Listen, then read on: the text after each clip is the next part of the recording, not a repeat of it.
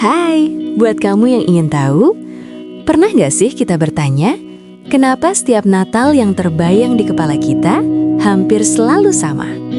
Salju turun pelan, jalanan putih, udara dingin dan suasana yang tenang.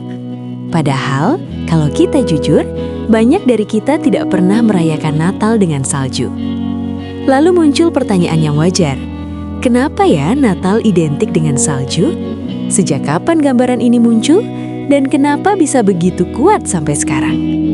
Untuk menjawabnya, kita perlu melihat dari mana cerita ini berasal. Natal berkembang dan menyebar luas pertama kali di Eropa, lalu Amerika Utara. Di wilayah ini, tanggal 25 Desember jatuh tepat di musim dingin.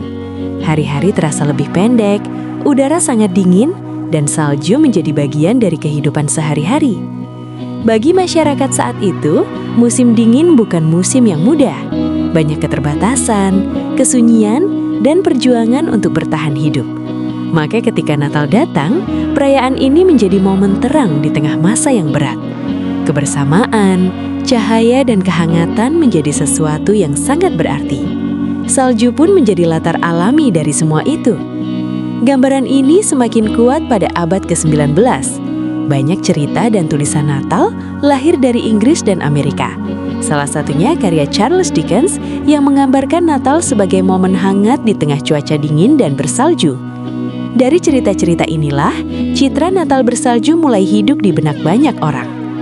Memasuki abad ke-20, film, kartu ucapan, dan iklan Natal terus mengulang gambaran yang sama. Media dan industri hiburan yang berkembar di negara 4 musim membuat Natal bersalju terasa seperti gambaran yang paling benar. Cerita yang terus diulang akhirnya membentuk ingatan bersama. Padahal, secara makna dan sejarah, Natal tidak pernah mewajibkan adanya salju. Di banyak negara, Natal dirayakan di tengah cuaca hangat.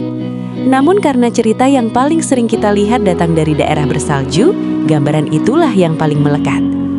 Di titik ini kita bisa berhenti sejenak dan bertanya, apa sebenarnya yang membuat salju terasa cocok dengan Natal? Mungkin bukan karena dinginnya, tapi karena suasananya. Salju membuat dunia terasa lebih pelan, suara meredam, langkah melambat, dan orang-orang cenderung mencari kehangatan bersama. Dan bukankah Natal juga mengajak kita melakukan hal yang sama? Natal lalu mengingatkan kita bahwa makna tidak selalu datang dari bentuk yang sama. Salju hanyalah simbol. Yang lebih penting adalah rasa hangat, kebersamaan, dan harapan yang kita ciptakan dimanapun kita berada. Sampai jumpa di video berikutnya, karena selalu ada makna di balik sebuah cerita.